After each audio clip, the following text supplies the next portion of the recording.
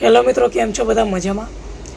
જીડીએસની ભરતી હાલની અંદર શરૂ થઈ ગયા છે ફોર્મ ભરાવાના, જેની તારીખ 31/1/2026થી લઈ 14/2/2026 સુધી આના ફોર્મ ભરાવાના છે અને ઓનલાઈન ફોર્મ મંગાવવામાં આવે છે. આની કોઈ પણ પરીક્ષા લેવાની નથી, જે ડાયરેક્ટ સીધી ભરતી છે.